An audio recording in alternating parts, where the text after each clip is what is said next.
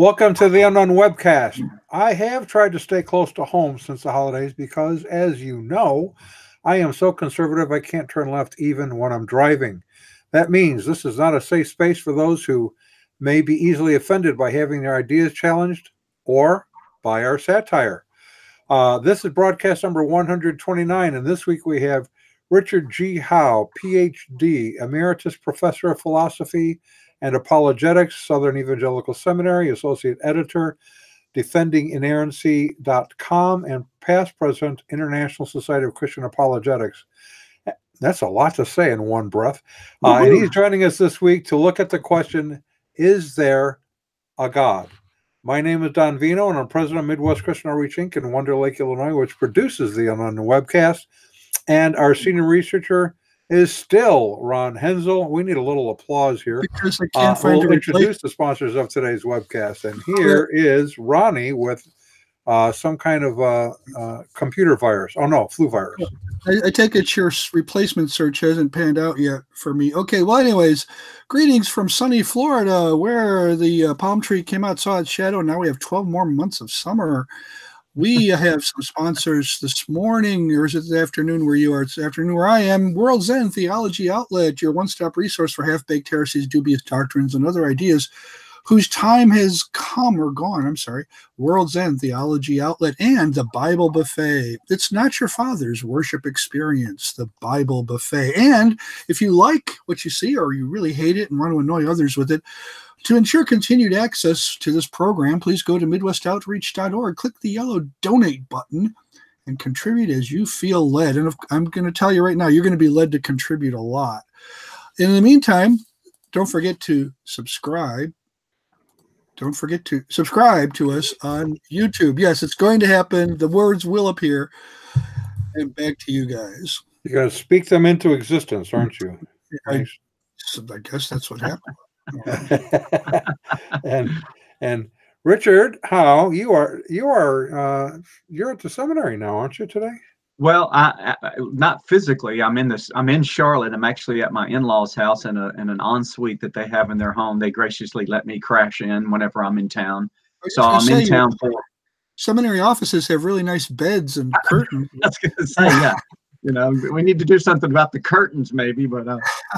So I come in, 3 or 4 times a year for a week at a time to teach we have classes called modules where all the lectures are in 1 week. So it's a real bonding experience for everybody to get a whole semester in Monday through Saturday.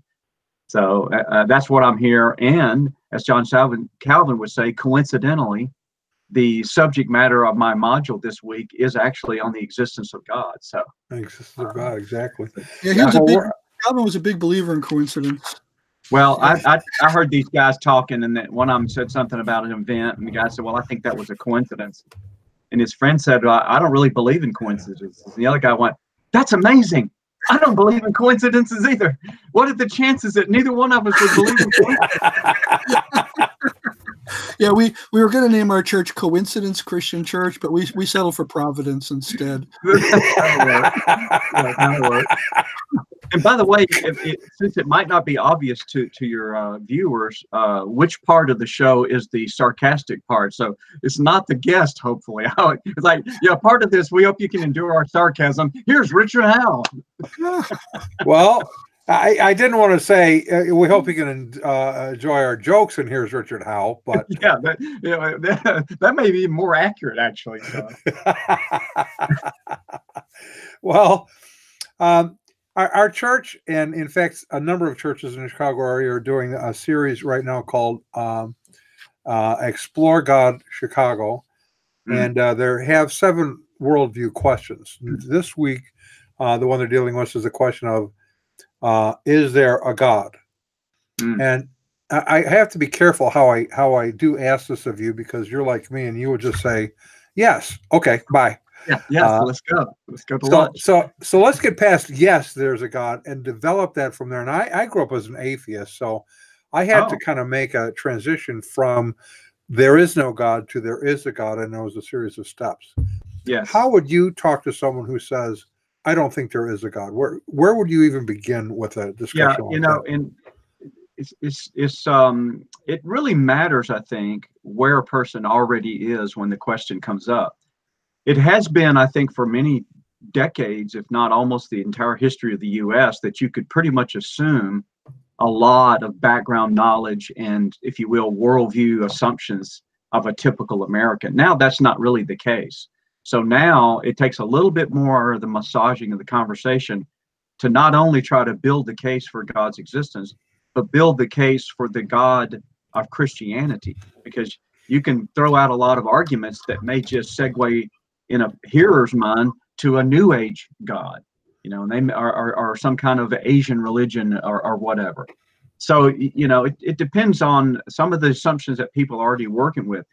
Typically, though, I think the best way is following a cue from Romans chapter 1, verse 20, where Paul says, the invisible attributes of God are clearly seen through the things that are made. Or even verses like Psalm 19 that says, the heavens declare the glory of God and the firmament shows his handiwork. And both of those and other verses we could look at, I think, point to this principle, that there is a way, I think, of starting with what we can see, hear, taste, touch, or smell, and trying to show how God is the cause or the creator of all the things that we see, hear, taste, touch, or smell. So it's what philosophers would call arguing from effect to cause. We don't see directly the cause as God the creator, but we see his effects as creator, namely the creation. And nobody doesn't see those things if their faculties are working properly. So that gives us, I think, a common ground with the unbeliever to start with things that they already know by what they see, hear, taste, touch, or smell, and then build an argument from that. Right, and sometimes that argument has to rely on another set of questions, because especially today, with Darwinism being so popular, and the idea that everything in the beginning was nothing that just popped into existence for no apparent reason into everything. Right. And how does that work? So, well, you know, it's interesting. Oh, it's interesting about the Darwin question is, no matter how much credit you want to give Darwinism, that really is only irrelevant to the development of biological systems. It has nothing to do, even in their model, with what goes on before, even though they still might use the word like stellar evolution. There, the word just becomes a catch-all term for change over time. But it can't be evolution in the Darwinian sense, since there's no reproductive success, random mutation, and natural selection going on with stars. So even if you granted them biological evolution, it still doesn't get them off the hook with the origin of the universe and how it has a lot of the features that it has that Darwinism itself presupposes.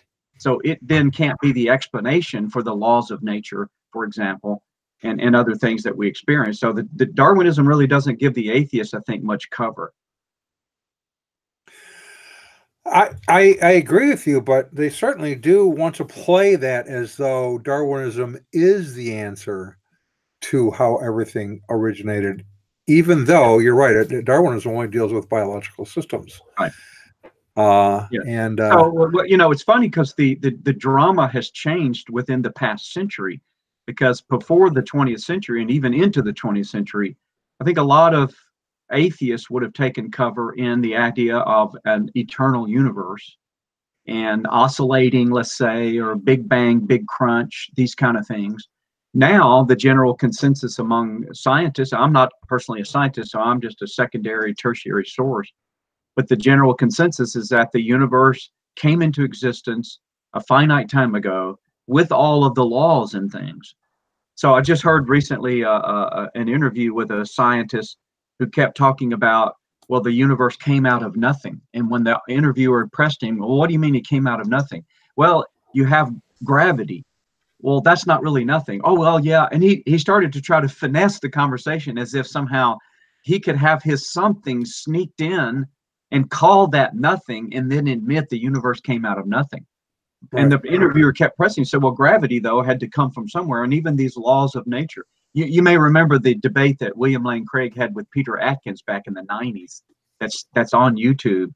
And when they got to the point of, well, you have a universe coming into existence out of nothing, how do you account for that? And Atkins said, well, before there was anything, there were these swirling mathematical points.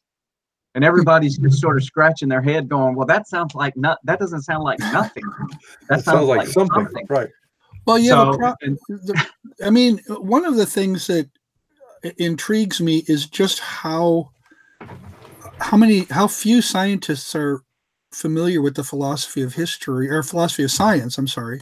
Mm-hmm. And in fact, you've even had in the past couple of years particular scientists saying we don't even need philosophy anymore. It's like, oh goodness, absolutely. I mean, that was Stephen Hawking's in his book with Leonard Mlodinow, the Grand Design. So what he does is say philosophy is dead, and then he goes on and writes a book of bad philosophy. It's like, well, even if philosophy was bad, it's still not dead. So your bad philosophy proves there's still some philosophy going around. Yeah, it's a dangerous thing because, if I wrote a book on evolution, since that subject's already come up, it would be a dereliction of my academic responsibility to try to weigh in on that, because I'm not a scientist. I'm certainly not a biologist. I don't know, except just from secondary sources, about the ins and outs of Darwinian theory versus its opponents.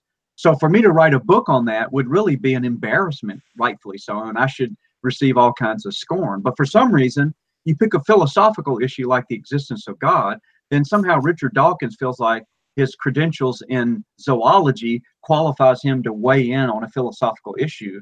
And I see this a lot among atheists. Dan Barker's another one who, at the same time, in his book Godless, and one in the same book, he boasts about how much he's vetted the arguments, and I've read them all and I know them all. And then you can tell from his book, he virtually knows none of them in terms of the history of this conversation since Aristotle.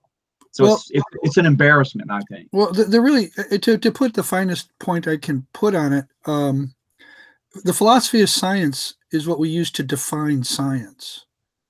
And the 20th century was the century where this definition was finally hammered out. Now, I'm not going to, I still have some lingering questions about how good the current definition is, but the definition that was rejected finally, after much discussion, was the definition of the logical positivists, who said that science is defined as that which can be proven empirically. The problem is you couldn't even prove that definition empirically. It was self-refuting, absolutely. Yeah, that's A.J. Ayer's famous verificationist principle. Well, the joke is told about these scientists and philosophers talking, and the scientist says to the philosopher, he says, well, what good is philosophy? And the philosopher says, well, I don't know, what good is science? And the scientist goes, well, with science, now you're doing philosophy. Right. To get the philosophy. As soon as you start talking about science, you're no longer doing science, you're doing philosophy of science. But the alternative definition, the one that's current, is whatever you can construct an experiment that could potentially falsify the statement makes it that if you have a statement that is made, a thesis, and if you can construct an experiment that could potentially falsify that statement, then therefore that statement is scientific. Okay, how do we construct an experiment that could potentially falsify that definition? Absolutely. Yeah. So I think we have a problem here. I think you're exactly right. So they're confusing the boundaries between what the natural sciences target is in their investigation, and then what the broader philosophical questions that are include questions about that domain. And so they're never able. It's like trying to paint a picture of everything, and you realize, well, the one thing I didn't paint was me painting the picture. So you paint that into the picture. Well, you always add another layer. So philosophy, I think, is unique among disciplines, that it has the ability to be self-reflective, unlike any of the other disciplines like the natural sciences. Well, I don't want to get too far afield from does God exist, but to just say one final thing on this, and that is, we're really right back where the ancient Greeks were. How do we know anything? What is warranted belief? What is how can I can't always trust my senses, so empiricism has its limits, and I can't always trust my mind to think rationally, so rationalism has its limits. How do we know anything? But but then now I come back to Romans chapter 1, where you have, from which you've quoted, and I like what you said. But I would want to add one thing. I'm pulling it up in my Bible works, and unfortunately, I have a Greek in front of me, and it will take me too long to translate that. So, it says for what can be known about God is plain to them. And it says in verse 21, for although they knew God, they had a knowledge of God, they did not honor him. And I don't think that's a strictly past tense thing in Paul's thinking. No. I don't think he's saying, well, their ancestors knew God. Well, it's interesting because even the verse the verse just before that you just quoted, to make your case even stronger, for some reason, a lot of English translations translate it as a subjunctive. What may be known of God? It's not a subjunctive. It's actually an indicative. So it's actually saying what is known of God. Not known. What may be known. Well, is this currently somehow right now somehow you might miss it if you're not careful, you might miss those things out there. No, it's not missed, it's known. And so I'm not sure why the King James and the New King James both, I haven't checked a lot of other translations, translate that as a subjunctive when it's not. So it makes your case even stronger. It's not what just may be known, but what actually is known. Your check is in the mail, by the way. Well, it's therefore to gnoston, which is a pronoun. The things that are known. Yeah, the things that are known. Substantive things. So and you have the controlling verb is So okay, well, I don't want to get too deep into that because I don't know if I'm saying it accurately. That is an important thing, and is we don't want to leave Don out. He hasn't learned the Greek alphabet.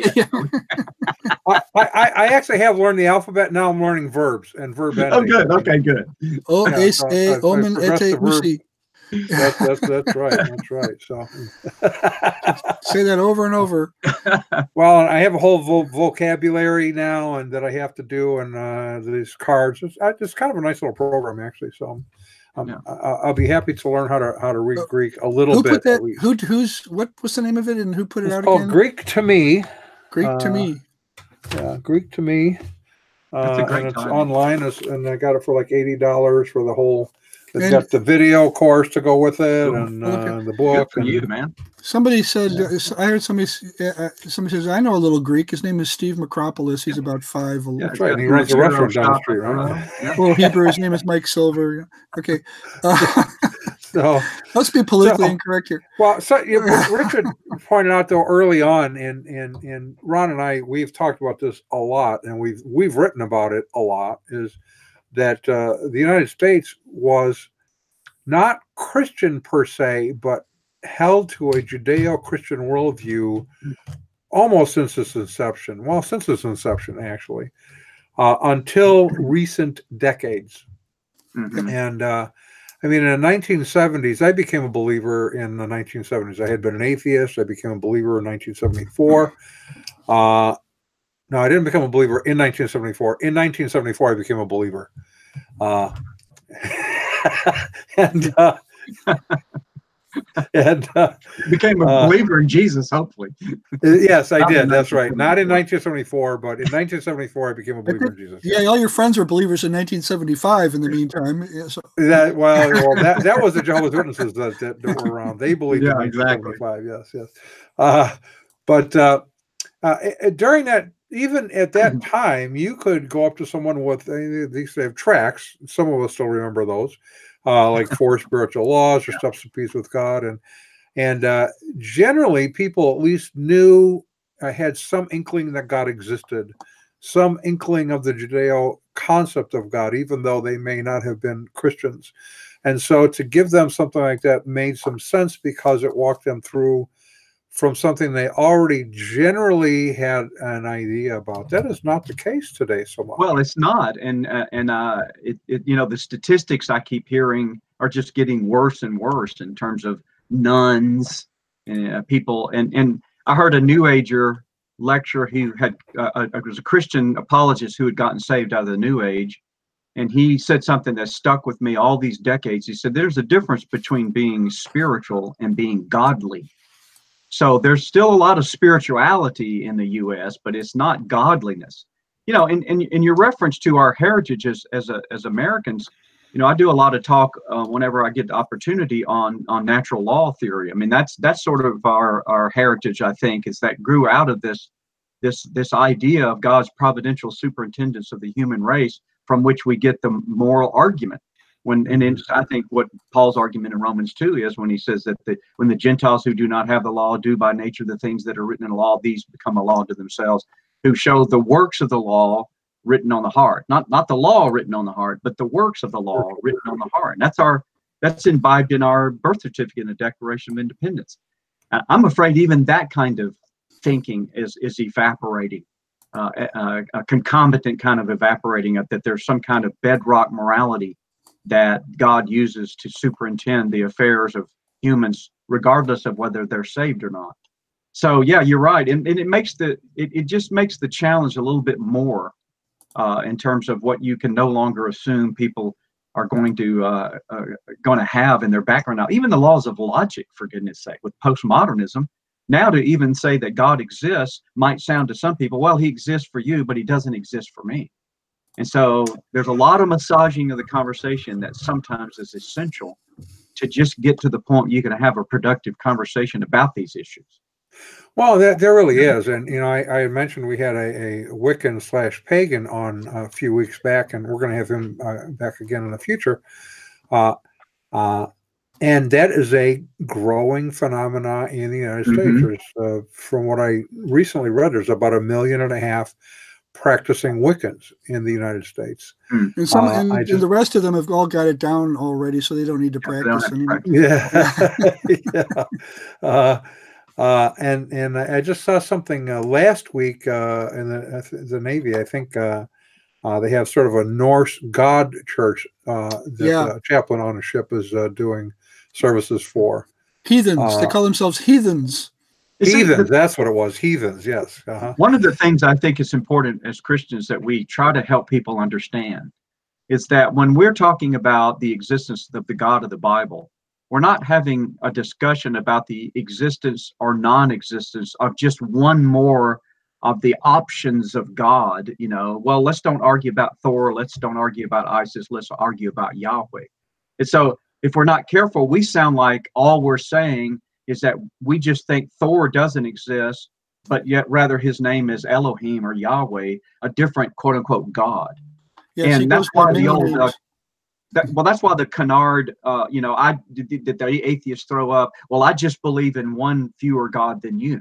So once you understand why you reject all the other gods, you'll understand why I just take one more step and reject your God. And I go, look, we're not having a conversation about, like, say, the Loch Ness Monster, and say, do you believe the Loch Ness Monster?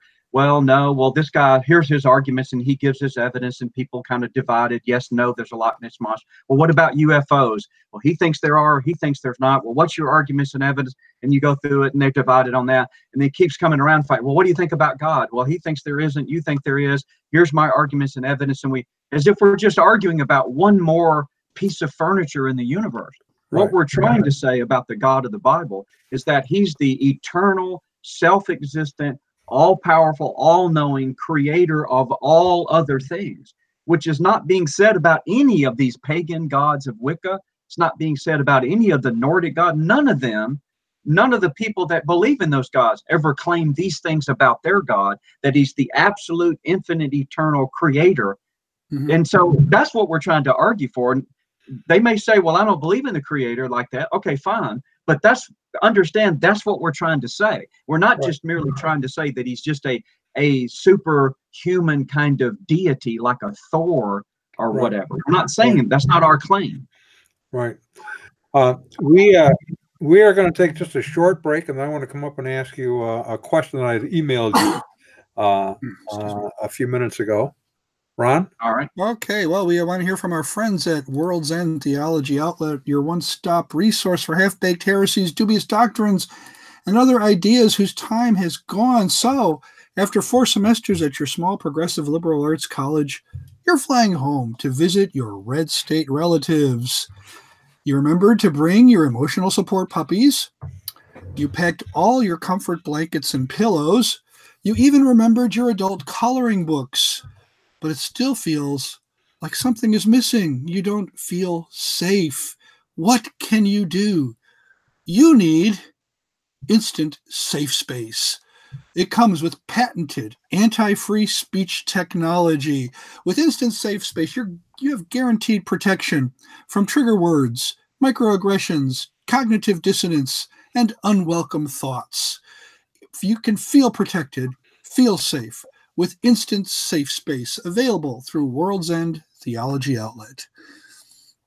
They've got everything. How does that, Richard? Do your students need that at Southern Seminary over there? They're already starting to sign up. Well, we have the market cornered on instant safe space here, so you do. Absolutely. As we develop this, and I know that we could actually do like a whole webcast just on this question, so I'm going to ask you to just give a short, maybe synopsis in response. Don't use the word short around me if you. No, he doesn't. You triggered him, Don. Yeah, I triggered him. Say instant safe space. Okay. I think you're starting to use your height privilege, Don. I think you need to check privilege. Check your height privilege. Played, huh? Okay. I'm trying to find a ball privilege. I haven't found that one yet, but I'm looking for it. It's there. Don't worry. So. Our friend and associate Marcia Montenegro said, "Oh, you're going to have Richard on. Well, ask him to define the difference between the God of classic theism versus neo-theism or personal theism." Theistic personalism, neo-theism. Yes. Well, it is an expansive topic, but I think the initial distinctions can be teased out pretty directly, although it may raise more questions than it answers. But one of the differences is primarily this classical theism that our seminary at the Southern Evangelical Seminary, following the footsteps of Norman Geisler, is committed to.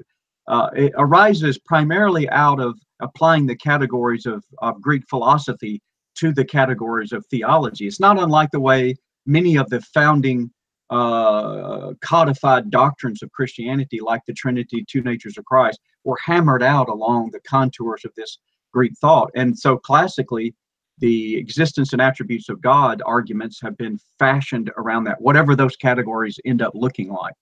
Whereas the theistic personalism usually has abandoned that tradition and has bought into what is known as analytic philosophy, whatever that is.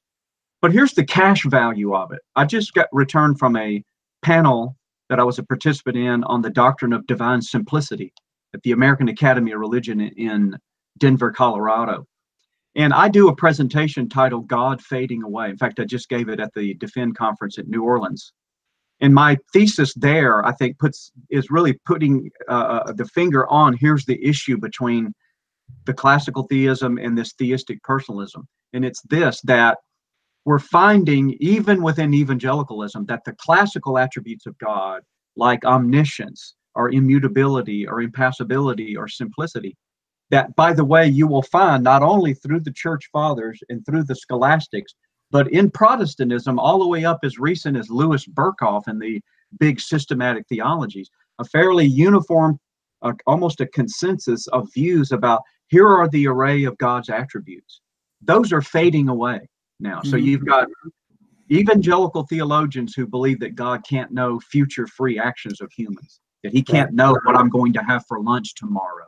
Right. Or that God is a temporal being. And that's so the openness of God idea. That's right. The open theism of John Sanders and Gregory Boyd and people like, which these are great Christian men. I'm not impugning the integrity of their Christian faith. I'm not judging whether they have eternal life, but I would argue that this abandonment of this classical tradition is now jeopardizing the attributes of God. I would allege that all of these superlative attributes of omniscience, omnipotence, all of those are all tethered together, and that if one goes, the others are going to follow. Well, that's in fact what you find happening. In fact, Clark Pinnock, who was nobody's second in defending the inerrancy of the Bible, in the last book that he wrote, titled "Most Moved Mover," which is a slam against Aristotle's unmoved mover, Clark entertains the notion of maybe God has a corporeal body, a physical body. I mean, after all, every person I know has a body, So maybe God has a body. Maybe the universe is God's body. Now, I would submit to you, 100 years ago, if you had had an evangelical or conservative Christian suggest that, it would have just struck everyone as outrageous. Now, it's like people, well, maybe he's got something there. I think there are reasons for that philosophically, how we got so far afield. Well, you basically have a version of either panentheism or pantheism with that. I mean, that's the trajectory. Absolutely. Yes, that's exactly what's happening. And I think that, it's something we need to continue to contend for. And it's subtle. It's not just there all of a sudden carte blanche, all the attributes are gone. They start to get modified. Well, what we mean by immutability is be one theologian. Well, when we say God is unchanging, what we mean is he's unchanging in his nature. And I go, well, everything's unchanging in its nature. My human nature doesn't become a different nature. So to say God's unchanging in his nature doesn't say enough about God's eternal. Yeah, it's a smokescreen. They want a God who can learn. They want a God who can find things out, who can discover, and yes. therefore he has to be able to change at least in that regard. That's right. What if God learns that love is not the highest virtue? What if God learns that it was a huge mistake to send Christ to the cross and he should just take that all back and damn us to hell?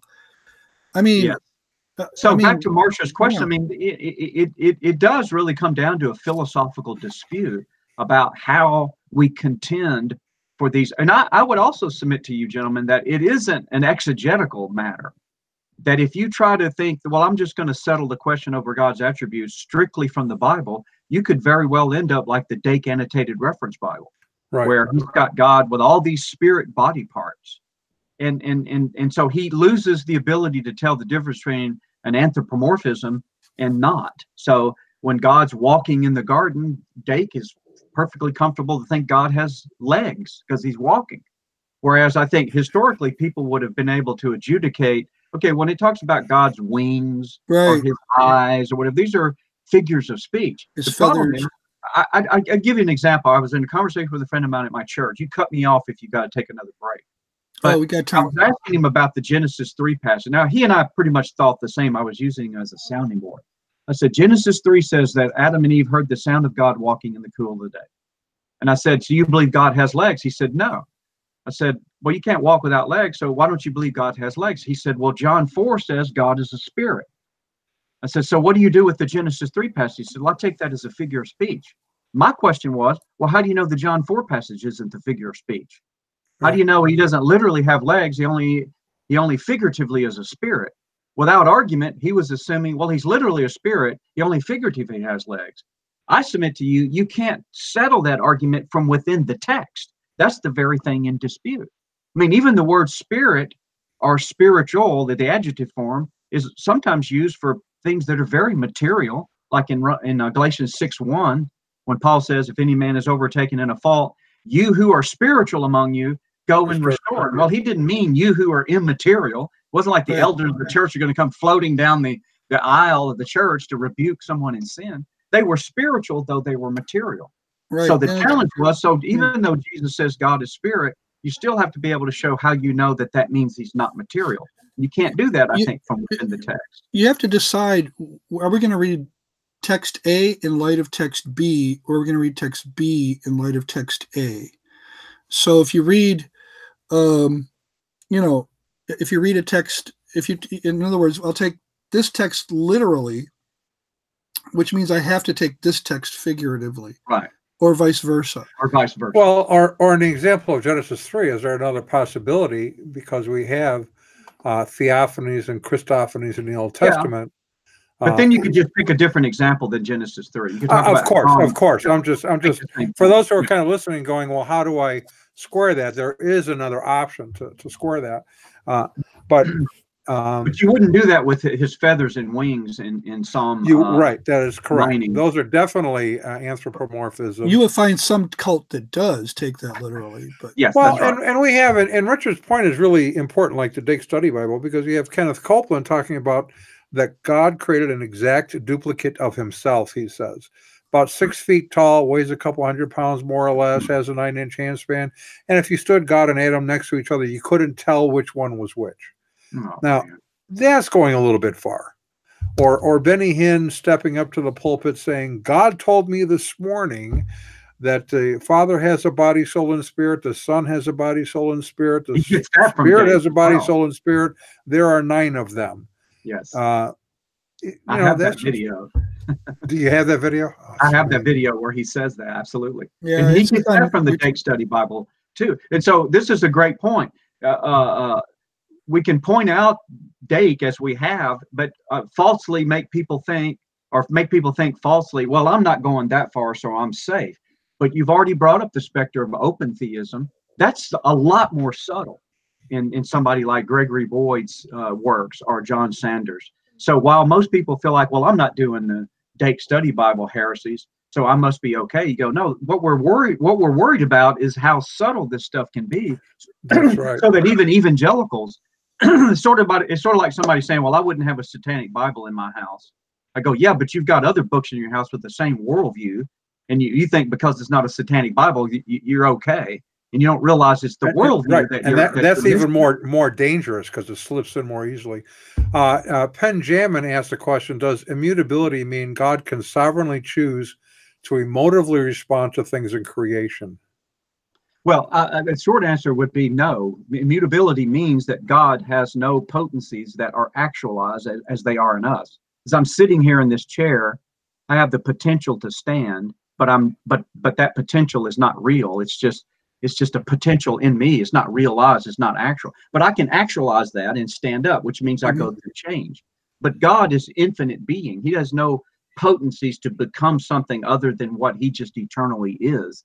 That's what the doctrine of immutability is trying to preserve, because if God was composed of potentials and capacities that were not actualized, he would have to have ultimately some cause back behind him to explain how he is able to have the capacities that he does have, and not these capacities over here, like why a tree has the capacity to sprout leaves, but I don't. Why does one creature have one and one?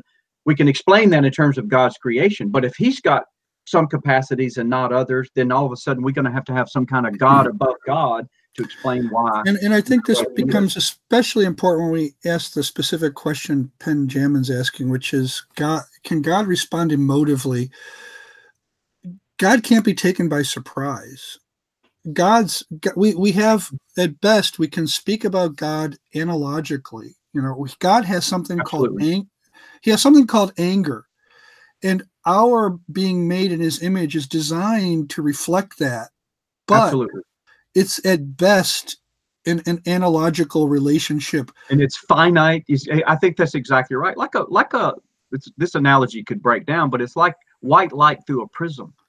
So the white light, when it goes through a prism, is all these different colors. So blue is not the same as green, and green is not the same as red, but blue, red, and green together just are the white light. So it's like the prism of creation. God has made finite reality to finitely reflect just the infinity of all of his beauty and perfections. But he's not exactly like any one of those finite representations. It is, I think, a relationship of analogy. Right, So and that creates a problem, because every time we try to describe God, like let's say we're going to talk about the Trinity, for example, anything we use has to come from creation, because that's all Absolutely. we're familiar with. That's and exactly whenever right. we do that, we are inevitably going to go into heresy. I don't see any way around that. That's right. why we temper it with the caveat: this is an analogy. It's not literally. It doesn't literally have eyes. And by the way, when we deprive God of eyes, when the eyes of the Lord roam to and fro on the earth, and we say, well, God doesn't literally have eyes. When we say he doesn't have eyes like we do, that's because we're trying to say something greater about God, not less. And it's that way with all of these attributes. When we negate categories of the physical world, well, God is strong, but we may extend it infinitely, like power, or we may say God is timeless, so we negate a category. But in each instance, what we're trying to do is preserve, by analogy, the infinity of God's being. I think one thing that's at least helpful for me is to realize, okay, when we're talking about God's anger, God's wrath, it's nothing. Not only is it nothing like my anger, but it's nothing like the anger of the pagan deities who would fly off the handle. They'd be thrown into a rage. Okay. Right. When you read the Epic of Gilgamesh, for example, this ancient pagan account of the flood, and why do they send the flood? I mean, when you come to the end of the epic, it's like one of the most tragic endings I've ever read. Oh, that anything would have happened to humanity except this. Yeah. This was the worst possible thing. And what happened is that the human beings were basically ticking off the gods by being too loud, making too much of a ruckus, and so they fly off the handle. Their anger ends up being like mine sometimes, sinful anger, all out of proportion. Right. And so these doctrines have a very practical pastoral implication. People complain, well, they make God so other, so unlike me that I can't relate to him. And I'm first thing I want to say is, stop thinking so highly of yourself. Like you need a God you need to relate to. Okay. Get off, stop being so stuck on yourself. Okay. And understand God as he has revealed himself, because once you do, you're going to really benefit from realizing that you have a God who, yes, he is adamantly opposed to your sin. And there is something he has called wrath, but it's not like any wrath that ever abused you. It's not like any wrath that was ever unfair. It's not like any wrath. It's not like sinful human wrath or even creaturely wrath of any kind. Right. It is the most amazing thing that when we finally see it in all of its glory, because God's wrath is glorious. Everything about him is glorious. When one day we see it, it'll just open, our eyes will open and we'll say, whoa, I didn't realize. And now we have to take that by faith today as we walk through this world, that, that's why John the Apostle says we shouldn't have this craven fear of God. Right. So yeah, it reminds me of we're gonna go to a break, but I'm going to pose a question before we go to the break from Penjamin. His question is, do any of you have a favorite non-standard argument for God? So think about that while Ron goes on and tells us about something. I have a lot of substandard arguments for God. I don't know if I have any non-standard. Well, anyways, we have some questions. First of all, are you tired of hearing all about the difference between the milk of the word and the meat of the word? Are you wondering when your church is going to get around to serving the ice cream and cheesecake of the word? Does your pastor take this Bible thing, the whole Bible thing, way too seriously? Well, you need to check into the Bible Buffet. It's not your father's worship experience. Everything at the Bible Buffet is prepared with your comfort and enjoyment in view. Everything there is gluten-free, trans-fat-free, and truth claim-free. All of their dishes are piping hot and ready to eat. This week's regular Sunday specials include Aryan appetizers, Siberian succotash, Galatian goulash, Gnostic nut salad, and Pelagian pie. And don't forget, the Bible Buffet is a fully accredited ministry of the Church of Smorgasbordianism. The Bible Buffet, it's not your father's worship experience. No, it isn't. Not your father's worship. Not even remotely. So, so the question was, do you have a favorite non-standard argument for God? Well, I'm not sure if I know what non-standard they means, that you don't hear that argument as often. I'd say that's actually true of most of the classical arguments for the existence of God that you find from Aristotle, well past or at least well into the High Middle Ages, and you don't find those arguments very often. Like, for example, Thomas Aquinas's argument out of his treatise on Being and Essence, where he teases out the distinction between the essence of a thing and the existence of a thing, in order to show how it is that if there's anything that exists at all, like a tree or a human or whatever, there must be something who exists whose very essence is existence itself, which is not true of me as a human. I don't exist by definition. I don't exist because I'm a human. So existence is something that's happening to me by some cause. That means there must be some being who just is substantial existence itself, which is what Aquinas argues explicitly in the at least more clearly in the On Being and Essence. And then it's a little bit veiled in how he does it in his quote 5 ways, his famous 5 ways in question 2 of the Summa Theologia, which, by the way, none of those you hear in general conversation, in my experience, in apologetics. So the teleological argument you hear today, as much as I like that argument, it's not the teleological argument of Thomas Aquinas. What makes it different? Well, Aquinas is the teleological argument today has to do with looking at certain features like design, like information or irreducible complexity, and positing as an explanatory hypothesis an intelligence as the cause of that. Aquinas has to do with the metaphysical concept of teleology in a natural substance like a tree or a human being. So it's the metaphysics of teleology in his that gets the name teleological argument. And so what you're talking about then is the purpose of the thing when you talk about the teleology of it? Sometimes the word purpose is used, but it's more than just purpose in the sense of intention, though it ultimately works itself back to that. But it's not just merely, it's not coextensive with the idea of intention, like I intended for this thing. In Aristotle and also in Aquinas, the teleology of a thing is some reality of their very nature metaphysically that causes that thing to follow a certain trajectory in its life and development. It's what makes an acorn become an oak tree instead of an acorn accidentally becoming a whale. And Aristotle says because it has in it a teleology, a capacity to be this.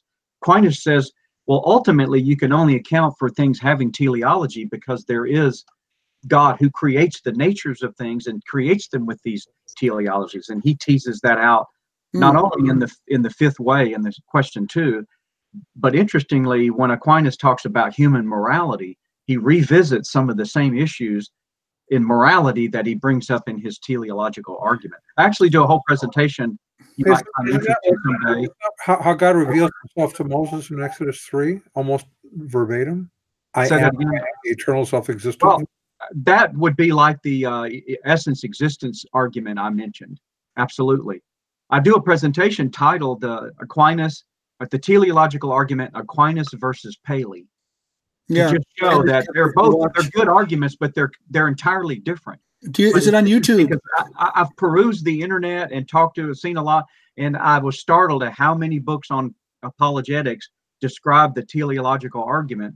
And then they say, oh, this is Paley, and it goes back to Aquinas. And I go, no, it's not at all the same argument. They're both different. They're both good in different ways. Yeah. So the essential Aquinas argument is that his definition of teleology is the direction, the trajectory in which the created object is going, the movement where it's going to. Yes, right? And where it's going is a function of something that is a potency in a substance. And potencies are actual metaphysical realities in a thing for Aristotle and Aquinas. And so if something is moving in a particular direction, is Aquinas basically saying something had to give it that direction and that movement? One analogy he uses, let's say you got a builder building a house.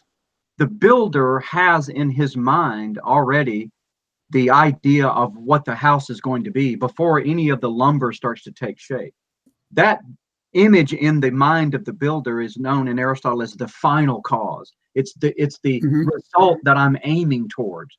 But since it doesn't exist, the house isn't really there. The only reason you can explain that the house ever comes about is from the builder who creates the house. Well, if you've got objects that reach their teleology that don't have intelligence, like you and I might explain our goals and purposes and directions, we could possibly to some extent explain it by our own intellects. Say, well, I intend to do this. But how is a tree going to do that? It doesn't have an intellect. What is it that about a tree? Well, it's that teleology. But where did that come from? What makes that final cause, namely the fully grown oak, the cause of that acorn becoming the oak? Well, it can't be the oak tree. It doesn't exist yet. Where does it exist? It exists in the mind of God as its maker, sort of an analogy to the builder of the house. As God is the exemplar cause of all things and the efficient cause of all things, including acorns becoming trees and zygotes becoming humans, and these kind of, so this teleology that's part of them. It's a metaphysical reality. That's not Paley's. There's nothing in the metal of a watch that makes the watch exist. There's no teleology in the springs and the glass and the metal of a watch. It's entirely something external that was imposed on the metal. But Aquinas would say, but some things by their nature have this teleology. An acorn isn't just an oak tree assembled together, but it's something in the acorn that caused that oak tree to be what it is. So the teleology is built in. I think sometimes the teleological argument today tries to make all teleology completely extrinsic. And they go, no, it's both extrinsic and intrinsic. There's nothing about the metal that makes it become a watch, but there is something about an acorn that makes it become an oak tree. Okay, so we're arguing for the existence of God and a particular kind of God. Obviously, we can't do everything that we'd like to do in an hour, especially when it takes some time just to make fun of everything. But what's interesting about Aquinas's argument is that if you grant the argument in the metaphysics that undergird the argument, all of the attributes of God follow inexorably. You don't have to then sort of shore up the argument with additional arguments like you might have to do. I love the Kalam, but the Kalam argument only proves minimally that there was a cause of the universe that caused it to come into existence. It doesn't prove that cause still exists. It doesn't prove there's only one of those causes. It might have been a committee. It doesn't really say anything about its moral status. How about its personality? It doesn't really. Well, I think you can get in. Personality in the sense that it's not a mechanistic cause. That is, if you had a bucket of water in eternal freezing temperatures, it would be eternally frozen. It wouldn't just begin to freeze. So if the conditions for the universe were just mechanistic, then the universe would be eternal as the conditions. Right. So the only way to explain how a universe could come into existence is some volitional. So I grant that, but it doesn't say whether it's good or evil. It doesn't say whether it's one or many. It doesn't say whether. But in Aquinas's argument, if you grant the metaphysics, I don't mean grant but I'm saying if you buy into the metaphysics, all of the classical attributes of God cascade inevitably, all of them. That's where they are all coming from. In fact, I think we're still sort of coasting on the dividends of this classical tradition, but they're fading away. Now we're having to contend, well, does God know what kind of shirt I'm going to wear tomorrow? What color shirt? What I'm going to have for lunch? Well, maybe not. Maybe he doesn't know the future. Maybe he's a temporal being. Maybe he's a corporeal being. And I'm just going, the only reason this, I think, can happen is because the classical metaphysics that we've been bathing in historically, not only just this, but even in our theology, in the way we've understood the Trinity, the two natures of Christ, the incarnation, have all been along these classical categories. As those fade away, now you've got people with new views of the Trinity even coming out, and the various understandings of the two natures of Christ. And I think all of this is connected. Well, I'd like to get back to Romans 1 for just a minute here, because we talked about, is there a God? And when we go out and try to witness to unbelievers, particularly atheists or agnostics, I think feel free to give me your opinion here, but it seems to me that what Paul is saying is that no matter who we're dealing with a person who will one day stand before God, and if they finish their life as an atheist or an agnostic, they'll be without excuse. Right. And that the things that they will be without excuse for are not understanding, not just that all of this came from a source, not just that all of this came from an intelligent source and a powerful source, but a source to which they owed gratitude. Paul says, that they failed to honor him as God or give thanks to him. And so that means there's plenty of evidence that this is a personal God. Absolutely. And I think that's spot on. Yeah. So you are, I would say, to borrow Francis Schaeffer's phrase, the infinite personal God, I would say everybody on earth somewhere inside, according to Paul, knows. They know. Absolutely. They know that there's an infinite personal God. That's part of the answer for what about those who've never heard the gospel? You say, well, God, if you use Trinitarian terminology, God the Father, nobody fails to know the revelation of God, of himself, through the creation. Doesn't matter when and where. It's no more easy to believe that God exists if you grew up in the Bible Belt of the U.S. or the most remotest part of the earth, because the creation reveals God, not only his existence and attributes, but his moral accounting of us in Romans 2. And then Acts 14 also talks about God's providential care over history and how we can see how he provides sun and rain and gives us food and good things. And this providentialness of God is also evident no matter where you are and who you are. So the indictment on us, is not that we didn't have the evidence, is that we've rebelled against the evidence that's there. It's a moral rebellion. That's the problem. And so I think it also changes the nature of the persuasive task to know that, I mean, I'm not dealing with an ignoramus when I'm witnessing to somebody. I'm not dealing with somebody who really, really doesn't know. They might not have considered a whole bunch of arguments. You're right, and in a lot of ways, they have a vested interest. One of our viewers makes an interesting statement here: is that modern man denies God, and now he can't tell boys from girls. That's kind of where we head for, isn't it? That is a great way to put it. I love it. I love it. Who wrote that? I want to know. Le Regeneres. Okay, you're on my. That's excellent. I mean, that's kind of where you go to. Once you deny God exists or go to some other form of deity, then everything else just kind of goes out the window. You can make whatever you want to be. One of my favorite apologists, who's not everybody's favorite apologist, Cornelius Van Til, would say, if you deny the truth about God, God is the one who makes it possible to know everything in its proper relationships. And so that is a classic example. Yes, this is where we are. We are getting further and further away from the God of the Bible, and so that is what enables you to know anything properly. Sure. Now we're kind of getting really near the end of the webcast here, and churches more and more today, even than 30 years ago, really need to include apologetics in what they're doing on Sunday morning. They need to equip and train the believers to understand their faith in order to share it with others. This theme I've been kind of playing with, I'm thinking we need to write a book on it called Discipleship Before and After.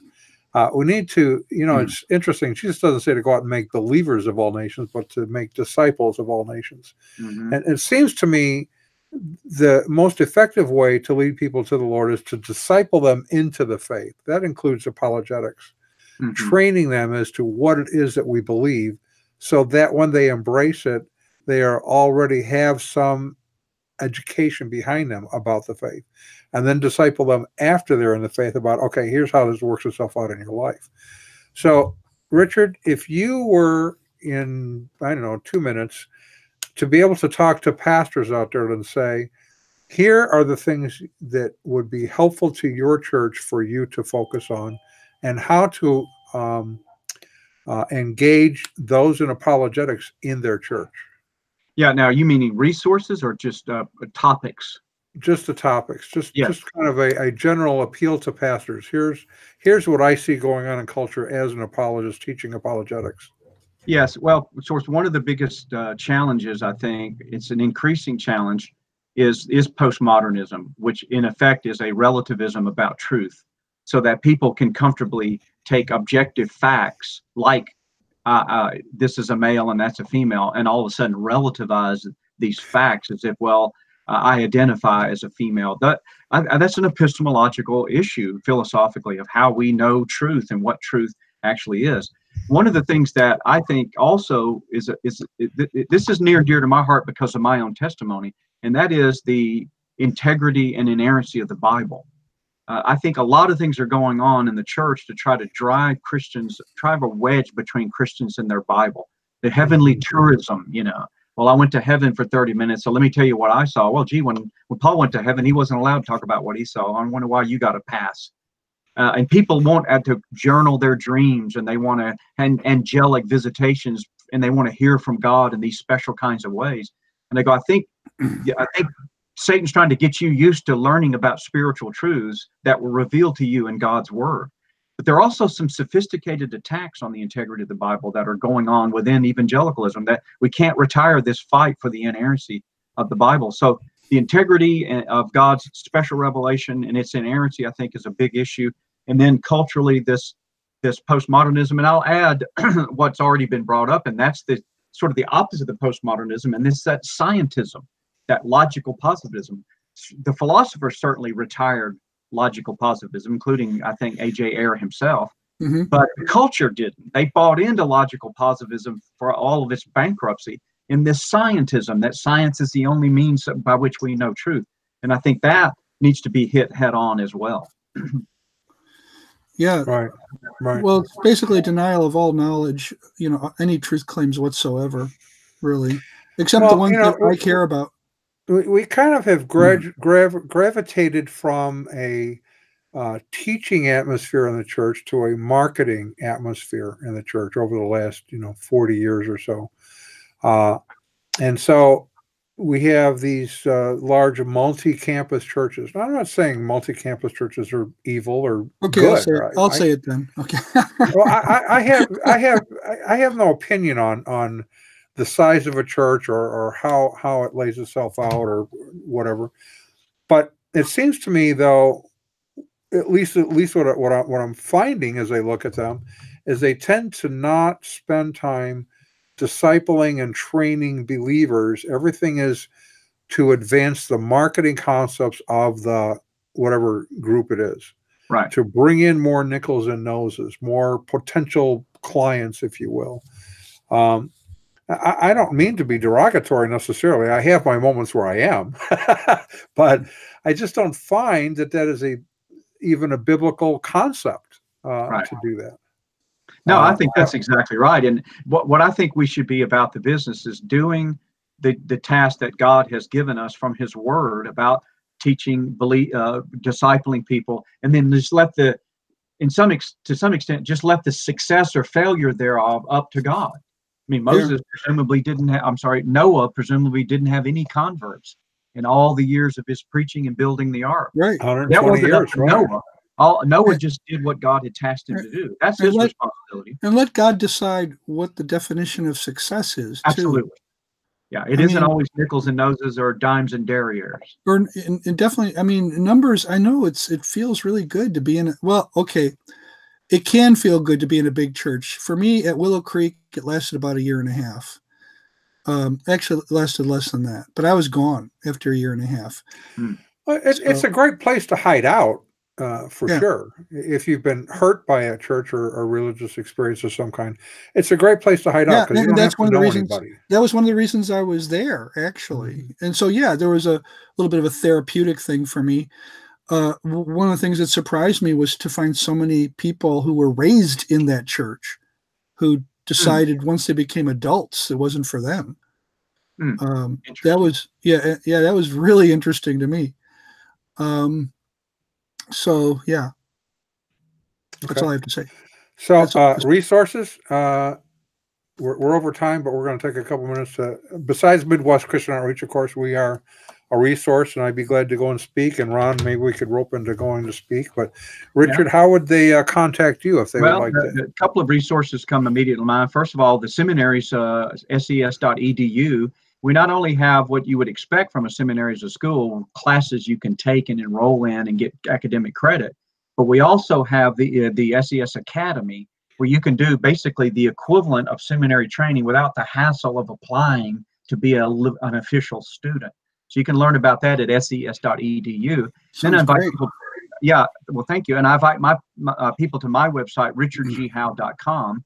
It's kind of a cheesy, but it works. I've got a lot of papers, and I've made all my PowerPoints into PDFs. You can get all that from my website, multimedia things, all kinds of stuff. So I like cheese. I'm a cheese fan. Right. Depends on the cheese, though, probably. So it's richardghowe.com. I'll be there. All right, Richard, we're going to have you back again in the future. Thank you. Maybe to expand on this kind of classic theism versus neo-theism. Oh, absolutely. Hopefully at a layman level, so that someone like me can understand it. Okay. We're not very great. I'd love that. not good at having people back in the past. We always have them back in the future. Well, Yes. I like having them back in the past. Then I know what mistakes I was going to make and I can fix them. Yes. Well, you're much better at that than I am. I'll tell you that. Okay, Ron, you want to walk us out of here? Well, I think I'll make it a slow jog. Okay. Slow jog. Okay. Yeah, here we go. Our resident cult leader profiler is Neil. Before me, our wardrobe manager is See How It Fits You. Our culinary chefs, culinary services come from Chef Ham and Cheese. Our tinfoil hat provisioner is Just In Case. Our Jehovah's Witnesses coverage comes from Armageddon and D Opposer. Our Mormon archives manager is Polly Gummus. Our liberal denominations bureau chief is Lucy Goosey. Our transgender issues coverage comes from Ben Hur. Our special correspondent for cults based on the Hindenburg disaster and flying turkeys, Dehumanity. Our fact-checking supervisor is Oleg Pulling. Our technical assistance comes from Murky Research. Our legal advisors are at the law firm of Dewey, Cheatham, and Howe. Our grievance resolutions director is Giovanna Pisami. Our director of privacy assurance is Wiretapping. And original idea sourcing comes from Drew A. Blank. The Unknown Webcast is a production of Midwest Christian Outreach Inc. in cooperation with Emergency Manicure Productions, both of whom are totally responsible for its content, although you'll never ever be able to prove that in a court of law. That's for sure. Never will. It's never going to happen. All right. And so we will see you all next week. Thanks.